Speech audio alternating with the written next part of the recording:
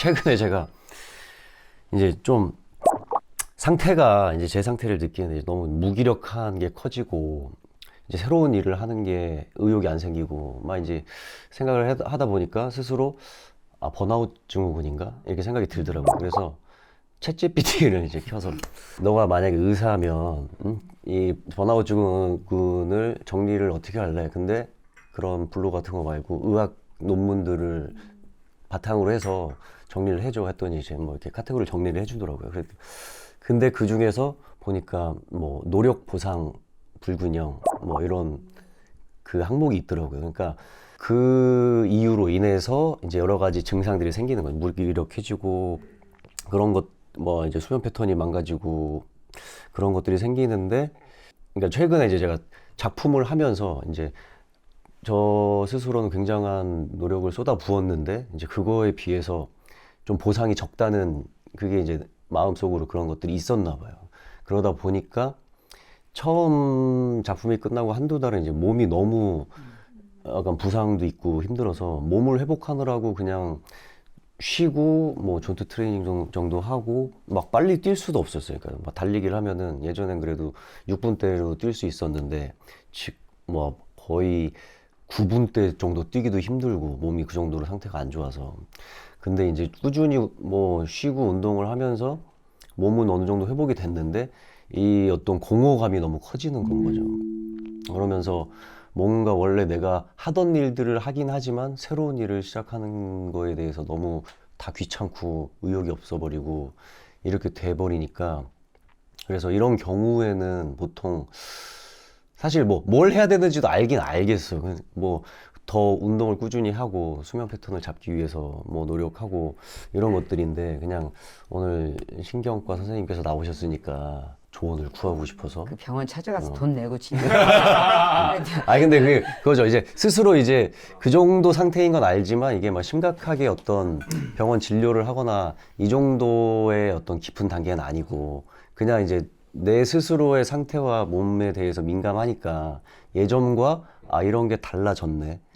근데 이제 이거를 여태까지 되게 일을 열심히 많이 했지만 이렇게 번아웃 증후군이라고 생각이 될 정도까지는 처음이었던 건 거죠. 그러니까 뭐 이 드라마가 잘 되고 안 되고를 떠나서 나는 이만큼을 쏟아부어서 보여줬는데, 예를 들면 뭐 그런 경우들이 되게 많아요. 드라마가 시간이 늘 편집을 하다 보면은 오버가 되면 어쩔 수 없이 이제 잘라야 되는 게 있는 거예요. 근데 내가 한 씬들 중에 뭐 하나 걸로 한 씬씩 그냥 오미트가 돼버려서 아예 나만 고생하게 돼버리는 건 거예요. 사람들한테 보여지질 않아 버리는 건 거지. 그러니까 이게 뭐 잘 되고 안 되고 잘했냐 못했냐 뭐 이런 평가를 받기 이전에 아예 그냥 그 내가 노력을 한 거에 대한 보여줄 수 있는 기회조차 박탈이 돼버리니까 그런 어떤 박탈감이 굉장히 컸나 보더라고요. 그게 원래 당연하고 그런 일이 많다는 걸 알기 때문에 그냥 당연하게 생각을 했는데 마음속에 그게 좀 데미지가 쌓이고 있었나 봐요. 그러다 보니까는 계속 더 오히려 이제 바깥으로 안 나가게 되고 집에서 있게 되고 그냥 사람들도 많이 안 만나게 되고 그러면서 지금도 일을 하고 있는데 일을 하는 데 있어서의 어떤 내 열정 이런 것도 좀 예전보다 불이 잘 안 붙고 막 이런 상태를 보면서 그냥 최근에 이제 그런 생각을 하고 있었는데 마침 이제 딱 선생님이 오셔가지고. 그러면 요약하면 이 상태를 첫 번째 그 번아웃 증후군이라고 볼 수 있을지 그 진단이 먼저 필요할 것 같고, 많은 현대인 분들이 사실 심각한 단계 아니더라도 비슷하게 경미하게 겪고 있을 것 같아요. 그리고 그렇다면 이제 어떤 식으로 이런 것들을 좀 볼지 얘기할 수 있을 것 같아요. 너무 어려운 질문인데 다들 느끼는 거고, 제가 배우님 입장이라면 더 심하게 겪었을 것 같은 거예요. 정말 내가 들어간 인풋 대비 아웃풋 나오는 게 아까 말했던 것처럼 그나마 나오는 게 운동이고 막 그렇잖아요. 운동도 마음대로 안 되는 것처럼. 저는 일단 정신과는 아니지만 그냥 신경과 입장으로 봤을 때는 기질적인 혹시나 병이 없는지 먼저 체크부터 하는 편이에요. 뇌파도 검사하고 실제적인 뇌가 정말 소파가 깔려 있는지 아닌지 확인하고, 사실은 유기상 검사 같은 걸 해서 뇌 신경 전달 물질에 문제가 없는지 좀 확인을 하고요. 뭐 도파민이나 노르에피네프린이나 그런 신경 전달 물질이 아미노산 대사가 잘 돌아가야 되는데 아미노산 대사나 그런 비타민 B나 뭐 그런 마그네슘 이런 것들 대사가 혹시나 부족하지 않은지 그런 거를 좀 찾아주려고 좀 의학적으로 영양학적으로 좀 찾아주는 편이에요. 그리고 저는 개인적으로는 저도 되게 많이 이런 걸 겪거든요. 왜냐면 해야 하고 싶은 건 너무 많은데 시간이 없으니까 그렇게 못할 때 무력감을 느끼는데 제일 좋은 거는 그냥 아무 생각 없이 해야 되더라고요. 뭐든 Just do it. 네, just do it을 해야 자꾸 생각을 안 해야 자꾸 숙고할수록 더 자꾸 네. 돌아가는 거예요. 몸을 움직여야 환자들도 자꾸 막 그런 얘기를 하면은 제가 생각하지 말고 그냥 움직이세요. 그냥 하세요. 저도 조금 하거든요. 만약에 제가 하는 거는 어떤 거냐면은 저도 이제 뭐 촬영을 이렇게 하거나 공연을 하거나 이러고 딱 집에 들어오면은 약간 좀 축 처지는 그런 기분이 있기는 해요. 아무래도 일하는 게 너무 재밌고 익사이팅하다 보니까 그런 게 강한 것 같은데 아까 그 멀티태스킹 말씀하셨잖아요. 그래서 인간은 한 가지 생각밖에 못 하잖아요. 그리고 저는 그런 거 느낄 때 어떤 게 도움이 됐냐면은 감사 연습하기. 왜냐면 배우님도 그렇고 여기 계신 분들도 그렇고 이게 사실 어렸을 때 꿈을 지금 살고 있는 거잖아요. 내가 진짜 배우가 되고 싶었는데 내가 래퍼가 되고 싶은데 이제 됐어. 근데 이제 그거에 대한 감사한 마음은 사실은 내가 의도적으로 계속 일깨워주지 않으면은 그런 마음이 사라지는 것 같거든요. 그래가지고 이제 결국에는 내가 생각하고 있는 거를 뭘 생각할지를 설정을 하는 게 중요한 것 같은데 그럴 때 저는 뭔가 감사한 거 이렇게 생각하고 의도적으로 하면은 그런 기분이 많이 좀 괜찮아졌었어요. 이거 되게 알고 있었지만 미처 생각하지 못한 이야기다. 고마워요. 다행이네요. 그러니까 사실 뭘 해야 될지 방법 같은 것들은 많이 알고 있지만 이렇게 까먹고 있었던 것도 있고 그래서 뭐 이제 늘 사실 이런 삶의 어떤 난관에 부딪혔을 때 그래도 잘 슬기롭게 극복하는 방법들을 체득해 왔으니까 뭐 이렇게 심각한 문제라고는 생각이 되지 않는데 저는 그냥 어쨌든 와, 너무 좋은 전문가 좋은 선생님이 오셔서 예전에 그 오프라 윈프리 거를 무슨 영상을 보다가 자기가 아주 젊었을 때 너무 힘든 위기를 그 감사 일기를 쓰기 시작하면서부터 그게 인생이 바뀌었다는 얘기를 해서 내가 그걸 듣고 이제 거기서 인사이트를 얻었지만 내가 실행은 못했거든. 그랬는데 이제 우리 아들이 이제 굉장히 이제 힘들어할 때 내가 이제 그 얘기를 그냥 전달을 했거든. 근데 걔가 그때부터 그걸 시작을 해서 계속 지금까지 그 몇 년을 써오면서 걔 인생이 그렇게 그래서 지금도 뭐가 힘들면 내가 감사일기를 안 쓰고 있는 중이구나를 그걸로 척도를 하더라고. 그렇게 하더니 그게 이제 그 인생을 그렇게 개척해 나가는 게 지금 나도 잊고 있다가 네. 너무 감사한 얘기 들었는데 너무 좋은데요? 너무 좋다. 써야겠다. 오늘부터 한번 써봐야 돼. 감사일기. 왜냐하면 그게 내가 나도 모르게 이렇게 기본값이 어느 순간에 계속 올라가 있어서 무뎌지니까. 옛날엔 요 정도만 되면은 이때 내가 이때를 봤으면 내가 다 이뤘는데 지금 이 상태는 이미 막 너무 아쉬운 게 많은 거 대접을 제대로 못 받나 이런 느낌이 들면 맞아요. 그래서 다시 그걸 리셋을 하는 과정인 것 같아. 예린님이 되게 줬던 지혜 중에 되게 중요한 거는 제 기억에는 이게 네가 하는 거라고 생각하면 좀 길을 잘못 들 수도 있다. 근데 이게 네가 하는 게 아니라는 어떤 그 관점, 물론 이게 약간 종교적으로 가긴 하지만요. 그래서 저는 그 이야기가 저한테 되게 이게 무슨 말인지 딱 이제 알게 되면서 좀 편해진 게 있는 것 같아요. 그래서 혹시 그게 어떤 이야기였는지 한번 설명해 줄 수 있어요? 그러니까 이게 뭐냐면 나이가 들면서 내가 많이 성장했다고 느끼는 건 그 구분이 생기고부터거든. 나라는 에고가 있잖아. 나라는 에고가 있는데 이게 뭔가를 계속 이뤄나갔을 때는 그 결과치에 대해서 굉장히 반응을 해. 그러다가 내가 나중에 나는 어느 순간에 뭔가 이렇게 봉헌됐다 그러면 우리 용어지만 캐톨릭 용어이긴 하지만 뭐에 의해서 어쨌든 좋게 쓰여진다라고 이렇게 기준을 딱 두면 예를 들면 내가 지금 겪는 것도 그냥 과정이라는 생각이 딱 들어지지. 그러니까 결과를 내고 안 내고가 나의 에고의 문제가 아니라고 생각하면 책임감도 없고 가벼워. 근데 그게 너무 중요한 게 뭐냐면 항상 기쁠 수가 있거든. 그러니까 뭐라 그랬나 휘둘리지가 않는 거야. 그러니까 심박수가 안 바뀌어. 나는 내가 왜 진짜다 이렇게 느껴진 건 뭐냐면 우리가 큰 행사를 하고잖아. 그러면 300명, 400명이 줄을 서서 나한테 사인을 받는단 말이야. 그거는 나한테 있을 수가 없는 일이잖아. 불과 몇 년 사이에 이렇게 이뤄진 일인데 그러면은 그러고 막 사람들이 막 환호하고 막 열광하고 막 울고 막 이런단 말이야. 아이돌이잖아.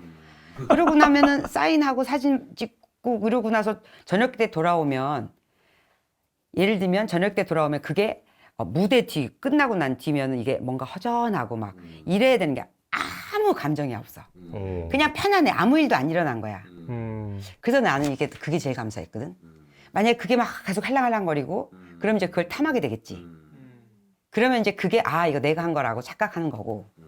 근데 그 돌아왔을 때 평안하면 아니 그냥 그런 일이 있은 거고 그때 사람들이 그 열광하던 건 내 장혜리가 아니라 에리님이라고 그들이 갖고 있는 환상일 뿐이라는 구분이 딱 되니까 그렇게 생각을 하니까 이제 뭐라 그러니까 그거에 대해서 뭐 저 사람들이 왜 나를 보고 아는 척 안 하지? 이렇게 환자가 되지 않지.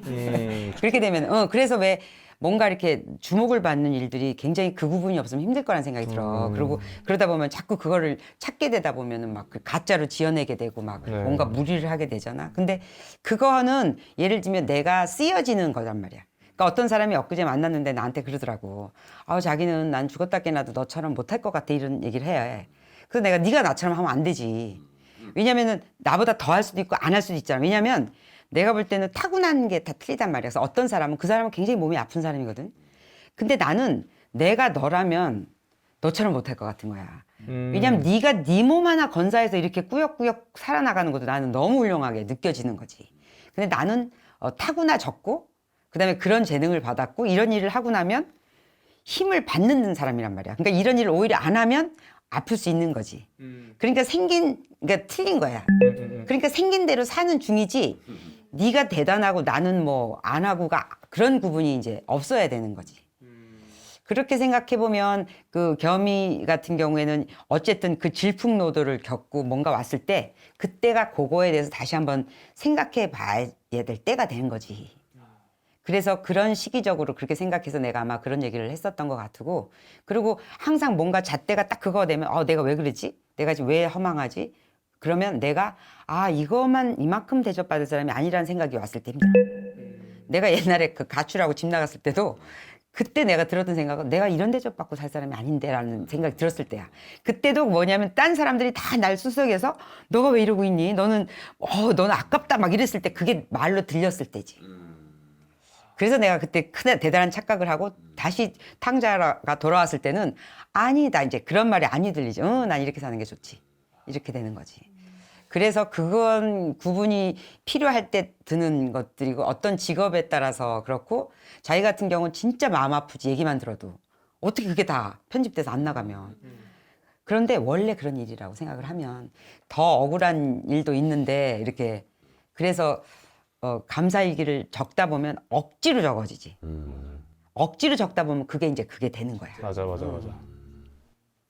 야, 좋은 인사이트. 저는 짧게만 하나 말씀드리면 제가 2년 전에 그랬어요. 말씀하신 갱년기인가? 나는 나 갱년 나이가 나는 그래서 이거 되게 섭섭하다.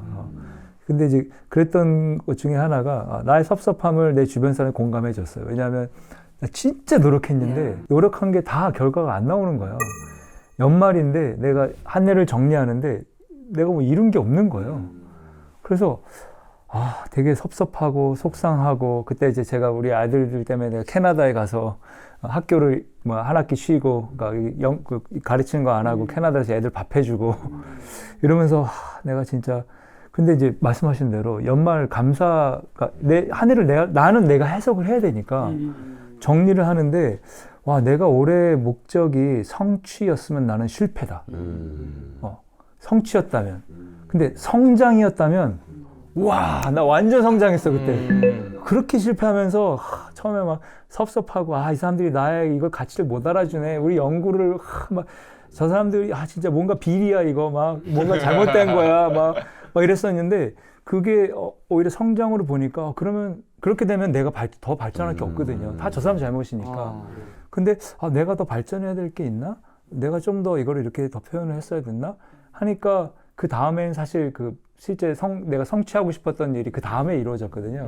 그러니까 그게 되게 성장인지 성취인지 아니면 또 성취라면 그 성취의 의미가 뭔지를 한번 감사하면서도 좀 생각해 보면은 좋지 않을까. 저도 지금 저에게 스스로 얘기하는 음.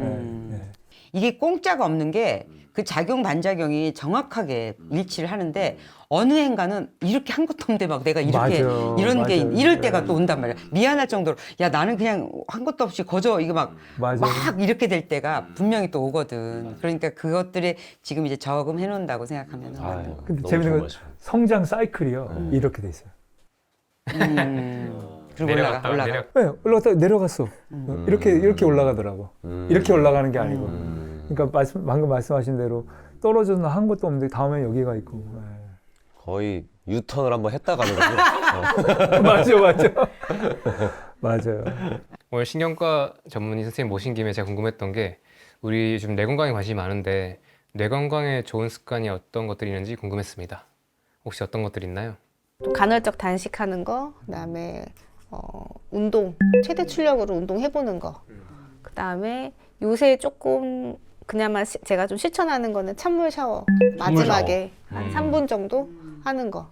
어떤 원리예요? 샥 프로테인이라고 생존에 위험되는 충격이 있을 때 미토콘드리아가 성장한다는 거예요. 그래서 그 중에 하나가 간헐적 단식하는 것도. 그러니까 패스팅도 우리 세포에 되게 위기를 주는 거고, 죽을 것 같이 운동하는 최대 출력 운동하는 것도 인터벌 트레이닝도 우리 몸에 생존의 신호를 주는 거고, 굉장한 그 찬물로 샤워하는 거, 아니면 혹은 뜨거운 걸로 사우나 하는 거, 그 온도 차이도 우리는 변온동물이 아니잖아요. 그러니까 거기에다도 우리 생존의 위협을 주는 거죠.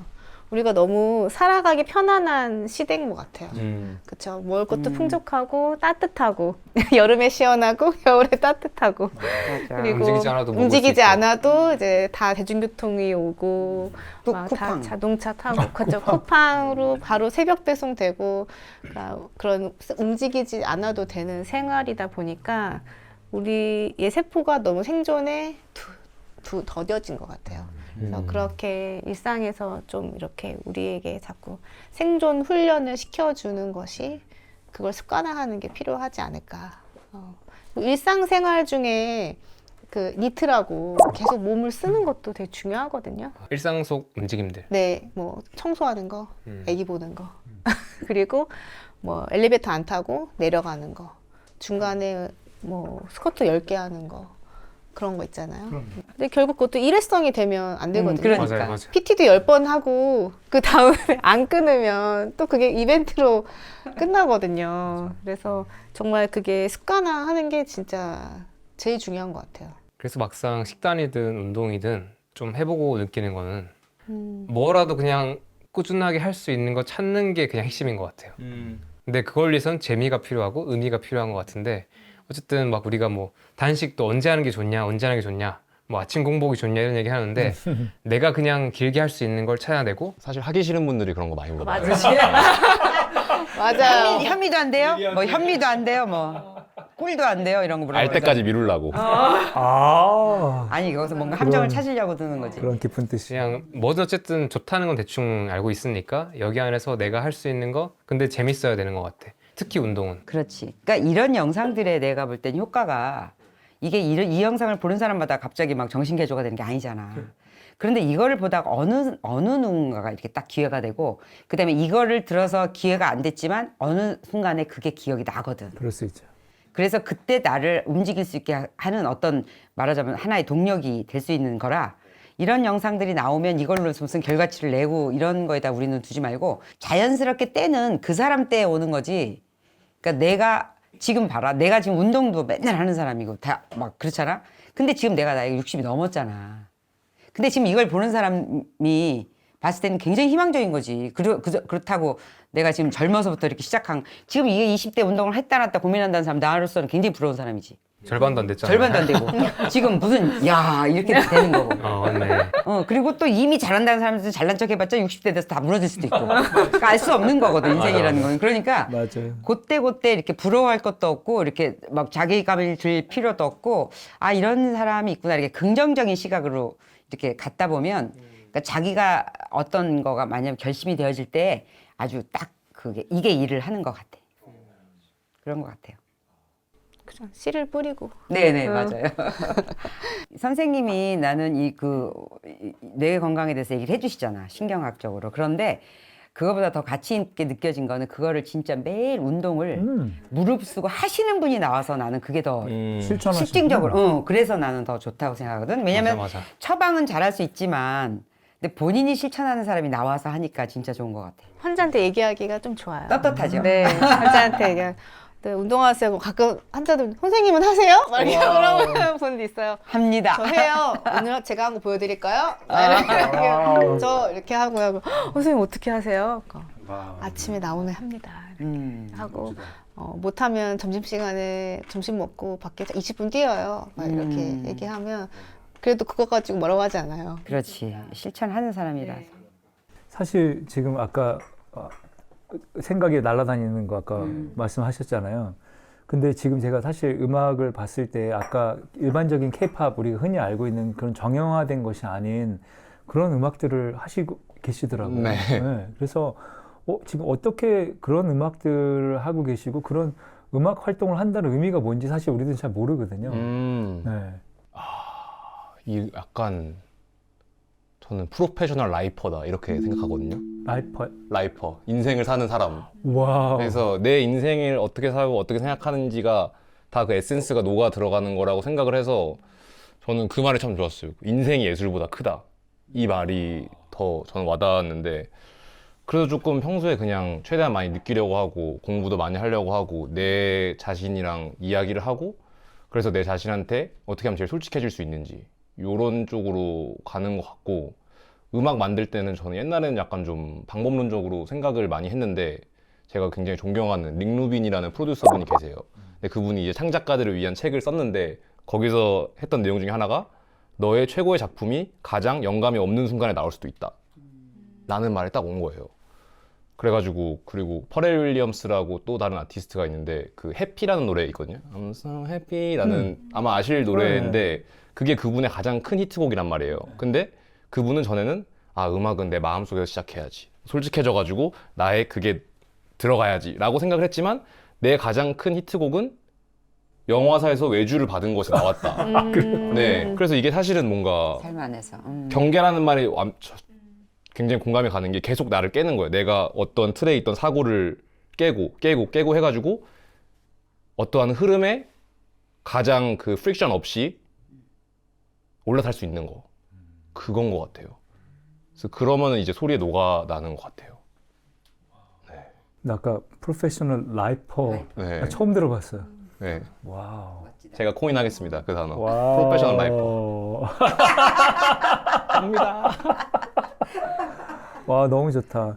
근데 이제 그렇게 실제로 살아가면서 하려고 하지만 그래서 좋은 진정성 있는 음악도 나올 수 있지만 사실 아까 말씀하신 대로 예술이나 음악이 전혀 뜻밖의 상황에서도 최고의 맞아요. 것이 나올 수도 있다라는 거기까지 열린 마음을 갖는다는 거 아니에요? 그러려고 하죠. 네. 와우.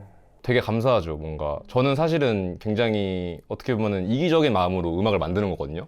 내가 느낀 거를 쏟아내고 그리고 약간 그 예술 하시는 분들은 아까 말씀하신 거랑 반대되긴 하지만 어느 정도 에고가 있어야 되는 것 같아요. 그렇지. 그래가지고 내가 만든 거 세상 사람이 다 들어야 돼. 뭔가 요렇게 생각이 흘러야 결국 릴리즈를 할 수 있는 건데 그래서 저는 어쨌든 어떻게 보면 그런 굉장히 이기적인 이유로 만드는 건데 이제 어떤 분들 가끔 오셔가지고 트러스트 유어셀프 노래 듣고 정말 인생에 많은 도움이 됐어요. 이런 얘기까지 들으면 사실은 더할 나위 없고 그리고 저는 좀 친구들이랑 자주 하는 얘기가 이제 창작을 하면서 생활을 유지할 수 있으면은 이미 성공한 거라고 얘기를 해요. 그리고 이제 부가적인 뭐 조회수가 더 나오고 내 페이가 뭐 이만큼 올라가고 이런 거는 그냥 보너스라고 생각을 해서 네 행복하게 살고 있습니다. 좋네요. 네. 먹고 사는 거에 지장 없이. 네. 그럼 성공한 거지. 네, 뭐 큰 돈이 아니더라도. 예술하면서. 맞아요. 성님 노래 중에서 가장 또 좋아하시거나 추천한 노래 있어요? 제 추천 노래 Trust Yourself 추천을 드리고 싶고 세레나데 for Mrs. 전이라는 노래가 있는데 미세스 존? 네, 저희 어머님 성함이거든요. 네, 그래가지고 이제 약간 저의 질풍노도의 어린 시절을 담은 곡인데 우와. 그 노래도 조금 추천을 드리는 편입니다. 네. 우와. 근데 왜 어머니한테 썼어요? 제가 말썽을 많이 부렸어가지고 이제 어머니 그런 듣고 너무 좋아하셨을 것 같아요. 그런 이야기를 이제 담은 건데 이제 요거를 조금 이제 세레나데처럼 엄마한테 불러주는 그런 제목으로 와. 하면 좋겠다 이렇게 생각했던 것 같아요. 싹다 적어댔겠다. 상쇄. 아직까지 좀 남아있어요. 아직 좀 남아있어. 버전 2를 한번 더 만들어. 버전 2를? 네. 너무 좋아하셨겠다. 네. 바로 들어봐야겠는데. 근데 갑자기 궁금한 건데 이제 보시는 분들 중에서 육아에 대한 고민이 많은 분들이 좀 있거든요. 육아. 네네. 네. 근데 이제 어떻게 보면 이제 말썽을 많이 피웠다 했잖아요. 네. 그 시기 때를 어떻게 지나오셨어요? 그때 말썽 부리던 아이로서 생각을 해보면은 좀 이런 것 같아요. 이게 말썽을 부린다. 영어로는 액팅아웃이라고 하거든요. 내가 어쨌든 이 사회적인 혹은 부모님의 기준으로 정해준 어떤 바운더리가 있는 것인데 이것에 나가는 거잖아요. 근데 그런 행동을 가지고 이제 너 그런 행동하면 안 돼. 라고 해석을 하면은 자식과 부모 간의 커뮤니케이션에 약간 오류가 있을 수 있을 것 같고 어떤 감정으로 이런 행동이 나왔는지를 이제 얘기를 하면은 조금 더 효율적인 소통이 되지 않을까라고 생각을 저는 하고 있어요.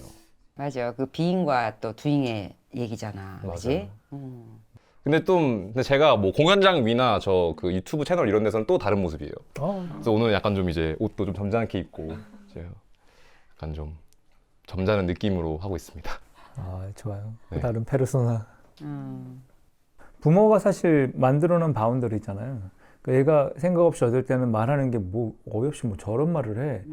하고 사실 그걸 또 막 뭐라 그러고 그럼 또 감정 싸움하고 막 이랬는데 방금 말씀하신 대로 너는 왜 그렇게 생각했어? 그러면은 사실은 어쩌면 얘가 진심을 더 얘기할 수 있고 그랬을 텐데 우리가 그렇게 못하고 있는 것 같아서 반성하고 있었어요. 부모를 끊임없이 겸손하게 만든 자식들이 그럼요. 감사한 거지. 네. 와이프부터 시작해가지고 그 진아님과의 연애 그러네. 고백부터 시작해서 계속해서 겸손해지네요. 그럼요. 겸손해. 이 사랑의 여정 자체가 겸손 애정인데요. 저기 정 교수님이 되게 많이 쓰여질 것 같아요. 그래서 아마 그렇지 않고 왜냐면 내 애들은 뭐 그냥 가져 키웠다라는 여기 안에서의 내부적으로 본인이 겪는 그런 갈등은 진짜 이렇게 내놓을 수 있는 거 아니거든요. 진짜 힘들거든.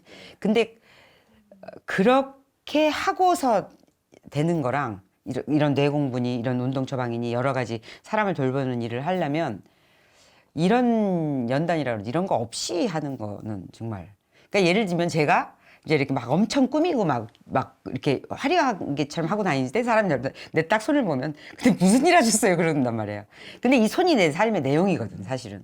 근데 만약에 이런 손의 내용이 없이 내가 막 입으로만 하고 뭔가 막 꾸미기만 하면은 멋있지가 않지. 그거는 사람이 이제 멋있는 척을 한 뿐이잖아. 근데 이 삶에서 그 삶의 그런 겪어온 내용들이 있을 때, 그러니까 그게 이제 진실로 와지는 것처럼 아마 전영관 교수님도 아마 그렇게 지금 왜냐면 공부하시는 거랑 노력하는 거랑 이게 정말 다른 사람한테 너무 많은 이렇게 위로와 인사이트를 주잖아요. 그러니까 아마 감사합니다. 지금 고생하세요. 네. 좀 더 고생하세요. 네, 이제 성장 그만했으면 좋겠다는 생각. 성장 그만. 우리 성취만 하면 안 돼? 근데 엄밀한 의미로 속 썩이는 애는 없잖아요. 속 썩는 부모만 있다는 맞아요. 것뿐이잖아요. 네, 그러니까 그 속 썩는 시각으로 사실 받는 그럼요. 거지. 그럼요. 네. 근데 이제 7살 이제 애한테 무슨 생각으로 하는 거니? 라고 물어봐요. 너 무슨 생각으로 너무 좋지. 잠을 안 자는 거니? 왜 그렇게 생각해? 예를 왜 들면 그렇게? 행동으로 뭐라고 하는 게 아니라 왜 안 자니가 너 아니라. 무슨 생각으로 밥을 안 먹는 거야? 이렇게 나갈 것 같아. 그건 똑같이 한다는 건데? 그죠? 그거는 그 말투는 어떻게 한국에서는 해야 되지? 너 무슨 생각으로 밥 안 먹냐? 그럼 밥 왜 안 먹냐고 똑같은 뉘앙스지. 그 행동 빼고 무슨 그렇지. 생각이야? 근데 제가 말하면 다 혼내는 것 같아요. 근데 저한테 되게 줬던 지혜 중에 하나가 뭐냐면 결국 똑같이 말을 해도 눈빛 한 끗 차이라고 하시더라고요. 그래서 아무리 내가 말로 좋은 말을 내뱉어도 그 눈빛이 틀려져 더 있으면 나빠 그거는. 어. 진짜 배운 사람처럼 말을 하면서 막 앉아서 비아냥거리면서 너 그건 아니지 않니? 이거 있지. 그런 거 뭔지 알지? 제일 싫고 무서운 거. 그거 알죠? 무섭죠. 막 말은 너무나 우아하게 해. 그 영범의 엄마. 그 교양이 있고 품이 없다고 그러잖아. 근데 그 품위는 말로 나오는 게 아니라 그 눈빛에서 나오는 거든. 왜 안 먹어? 하고 먹어야 되는 거 아니니? 답은 틀리는 거지. 왜 안 먹어는 걱정돼서 하는 그 걱정만 나가는 거고 먹어야 되는 거 아니니? 이거는 혼나는 거거든. 근데 이 엄마가 나를 지금 걱정해 주는 중인지 지금 안 먹어서 혼나는 중인지는 애가 딱 알아차리는 거라. 좀 말 안 하고도 혼낼 수 있어요. 그러니까. 눈빛으로. 무서워 네, 무서워. 우리 7살, 4살 애들한테 눈빛으로. 4살짜리는 아직 안 먹혀요. 저희 눈빛은 못 읽거든요.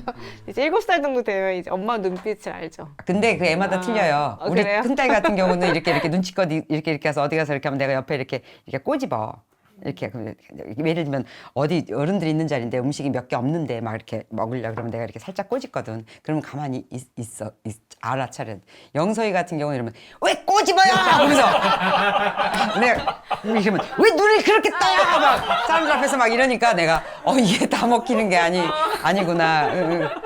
그렇게 돼서 내가 가면서 되게 당황스러워. 왜 사람 인간을 왜 꼬집어요? 막 그러면서. 아이고. 근데 만약에 내가 걔를 컨트롤 하려고 그러고 진짜 아웃밖에 안 나가려고 만약 걔를 컨트롤 했더라면 걔는 아마 지금까지 계속 내 눈치를 살살살살 보고 아마 그랬을 것 같은 생각이 들어요. 저는 사실 새로운 분들 이렇게 뵙게 돼서 잘 할 수 있을까, 어울릴 수 있을까 이제 너무너무 좋았어요. 그리고 너무 많이 배웠어요. 그래서 그냥 우리 걱정할 게 아니구나. 내가 하는 게 아니구나. 그래서 그냥 같이 와서 이 자리에 이 시간에 여기에 함께 있었다라는 게 너무 행복하고 좋았습니다. 네, 이상입니다. 네, 저도 오늘 예배를 한 편 드린 느낌이고요. 뭔가 제가 이제 이렇게 하면 되겠다, 이런 말을 해야지 하고 왔지만 전혀 다른 얘기를 이제 하고 가서 너무 좋았고, 정말 그 다양한 선생님들하고 전문가분들한테 더 많은 공부를 한 것 같고 더 중요한 본질을 또 알고 가는 것 같아요. 또 오늘 또 감사 얘기를 또 내 루틴에 추가해야겠다. 어디에 넣지? 벌써 머리에 운동 가기 전에 해야 되나? 이렇게 또 습관을 하려면 또 내 그 루틴에 끼워놔야 되잖아요.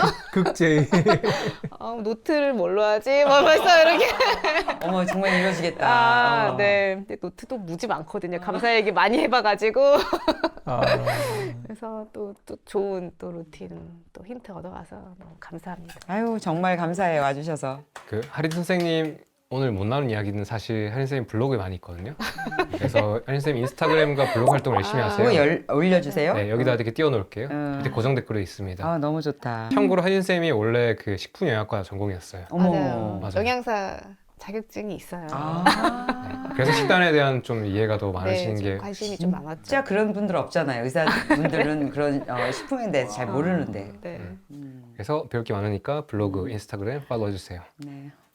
굉장히 전문가분들한테 배울 수 있어가지고 굉장히 뜻깊은 자리였고, 또 저는 또 이렇게 다 같이 모아주신 겸님이랑 맛있는 식사 차려주신 에리님한테 감사합니다라고 말씀드리고 싶고, 네, 한버클럽 화이팅입니다.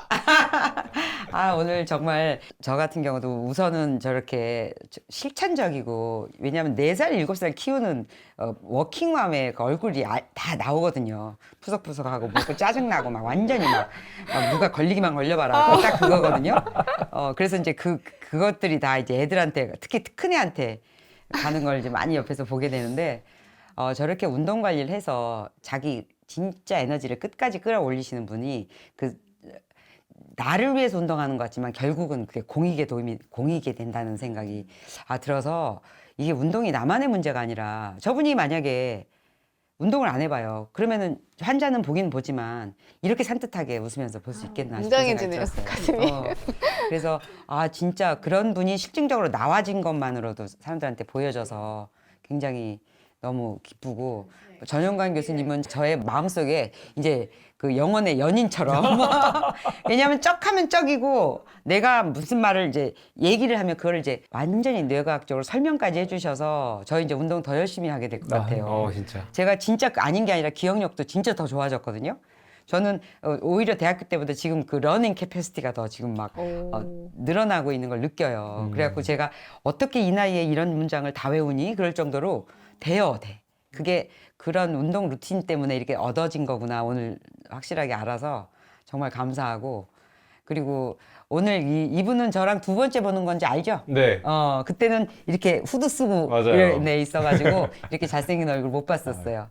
오늘 너무 감사하고 이렇게 진짜 뭔가를 보면 이렇게 끼워 맞춘 것 같은데 이렇게 만나고 보니까 이제 완벽했었던 것 같아요. 오늘 너무 와주셔서 감사하고 진짜 너무 좋았어요. 아들 같고. 와, 엄마. 세레나데. 네. 준비하겠습니다. 네, 오늘도 정말 잘 오셨어요. 아까 결혼에 대한 이야기랑 육아에 대한 이야기를 했었는데 제가 되게 기억에 났던 사건이 하나 있어가지고 하나 공유하고 싶은데요. 그 제가 오랫동안 되게 비혼주의를 가지고 있었어요. 근데 그 이유는 애가 싫어서나 뭐 이렇게 결혼이 싫어서가 아니라 그걸 했을 때 내가 그걸 책임지지 못할 것 같다는 불안감이 있었어요. 그러니까 할 거면 잘해야 된다는 느낌이 있는데 내가 중요한 것들이 있는데 가족이 생겼을 때 내가 그 사람들한테 뭔가 피해를 줄까 봐 좀 싫었거든요. 그리고 애를 낳는다는 것 자체가 그 사람들이 선택한 게 아니라 내가 그냥 그 애들을 이렇게 세상에 나오게 만드는 거잖아요. 근데 세상이 갈수록 살기 되게 어려워가지고 이 세상에 이렇게 내가 이기적으로 이렇게 내놓는 게 되게 무리하다 느꼈어요. 그래서 애를 낳는 것도 아니라는 생각을 오랫동안 해오다가 제가 2년 전인가 이제 구독자분 중에서 제주도에 있는 그 부부가 있는데요. 옛날에 저희 유튜브 채널에 출연됐었어요. 근데 그 부부의 집에 초대받아서 갔었는데 그때 했던 경험이 되게 마음 바꿨거든요. 그 집에서는 초등학교 5학년 딸, 초등학교 2학년 딸 이렇게 둘이 있었고요. 그리고 이제 남편분은 독일 출신의 분이었고 이제 한국인 여자분 결혼해서 서울에 있다가 내려간 집이었는데 그 집의 첫째 아이가 자폐 스펙트럼이 있어요. 그래서 조금 특별한 아이죠. 그런데 그 딱 처음 만난 날 저희가 다음 날이었구나. 그 다음 날 같이 이렇게 바다에서 수영하면서 그 남편분, 그러니까 독일 친구 닐스랑 같이 얘기를 하는데 그냥 우연히 물속에서 그냥 우리가 그 가족에 대한 얘기를 했어요. 그러면서 제가 그 가족에 대해서 제가 느꼈던 것들을 얘기하다가 닐스가 했던 이야기가 되게 모든 걸 바꿨는데 자기한테 첫째 아이는 선물이다. 근데 엄청난 챌린지였대요. 그러니까 모든 게 당연하지 않았고 정말 당연했어야 되는 것들이 하나도 당연한 게 없어서 너무 힘들었는데 이 아이가 없었으면 지금과 같이 자기나 와이프나 그런 사람으로 성장 못했다. 그리고 물론 이제 이게 그렇게 바로 된 건 아니지만 그 시간 동안 이 아이와 자기들이 겪었던 것들 때문에 지금으로 존재하는 게 너무 감사하다. 그걸 딱 보는 순간 제가 느꼈던 거는 아 이렇게 할 수 있다면 내가 나중에 어떤 아이가 태어나도 그 아이가 장애가 있어도 또는 사고가 나도 아니면 내가 좀 모자란 아빠라도 할 수 있겠다는 생각이 들더라고요. 그러니까 내가 어떻게 완벽한 아빠가 되겠다는 게 중요한 게 아니다. 그냥 거기 안에서 내가 이 사람들한테 줄 수 있는 걸 잘 주고 있는가? 어쩌면 그냥 그 안에서 내가 완벽한 걸 할 필요 없다라는 느낌도 있었고요. 그리고 이제 그 가정이 되게 마치 영화에 나오는 가정 같았거든요. 진짜 거실에 이렇게 이거보다 작은 밥만 되는 테이블이 있는데 저녁 시간에 이렇게 항상 4명이서 같이 밥을 먹는데 이렇게 아이들이 다 자기 거를 같이 요리하기도 하고 자기 거를 이렇게 되게 스스로 해요. 애들 핸드폰이 없어요. 그리고 식탁에서 계속 얘기를 해요. 근데 그게 너무 재밌어요. 다 자기 할 얘기를 엄청 많이 하고 이게 그날 갑자기 하는 얘기 아니고 그냥 자기 얘기를 엄청 많이 해. 그 자리를 보면서 이게 영화 속 이야기가 아니라 실제로 가능하다는 걸 목격하면서 아 가정을 꾸리고 싶다는 생각 딱 들더라고요. 그래서 오늘 제 소감은 뭔가 이제 의성님한테 제가 공유하고 싶었던 거기도 하고 혹시나 뭔가 우리가 이제 애를 키우는 것 되게 어려운 일이고 근데 지금도 고생하고 계신데 저는 아직 안 해봐서 이렇게 좀 낭만적으로 보는 걸 수 있겠지만 이것이 되게 아름답고 해볼 만한 가치가 있다라는 지금 직감이 있다. 근데 지금까지 제가 이런 직감들은 맞아왔던 것 같아서 또 맞길 바라고 있습니다. 그래서 어쩌면 우리가 이렇게 사랑이라는 것 자체가 벌너러블해지는 거 되게 손해보고 되게 힘들어지는 거를 감내하겠다는 결심인 것 같은데 저는 우리가 건강 얘기를 많이 하지만 결국에는 그 식단이든 운동이든 모든 건 중심에 사랑이 없으면 다 저는 제로가 되는 것 같아요. 그걸 제가 지금 배우고 있는 가설 중에 하나고 그래서 그 중심에 어떻게 보면 오늘 나눴던 이런 사랑에 대한 이야기 또는 이런 위로나 사람의 어떤 냄새, 위로, 연대 이런 것도 있는 것 같습니다. 그래서 오늘 4번째 촬영이었는데 너무 재밌었고 오늘 엄청 많이 웃었죠? 그리고 되게 많이 배웠습니다. 그래서 고맙습니다. 감사합니다. 아유 감사합니다. 좋은 말씀 너무 감사드리고 진짜 간과하고 있었던 마지막에 좋았네요. 완전 허를 찔렀어요. 너무 좋은 얘기였고 다들 좋은 말씀 너무 감사드리고 그러니까 저도 당연히 잘 극복하고 이겨낼 거라고 생각하고 있고 이제 그 과정에 있으니까는 이제 약간 속상한 마음과 뭔가 이 무기력한 일상 가운데 이제 오늘 이렇게 그런 얘기가 나와서 여기 또 이제 좋은 얘기 해주실 분들 많으니까 이제 이런 얘기를 한번 같이 공유하면은 저도 위로받고 또 저를 통해서 다른 분들도 또 위로받을 수 있는 분들도 있을 것 같고 그래서 한번 얘기를 꺼내봤고 네, 너무 도움을 많이 받은 것 같아요 진짜. 그래서 다시 생각하고 또 더 빠르게 잘 극복할 수 있는 오늘 또 이 좋은 밥 잘 차려주셔서 감사드립니다. 아이고, 아우 와주셔서 너무 감사해요. 오늘 같이 해서 고맙습니다. 네, 인사할게요. 네, 잘 먹었습니다. 네.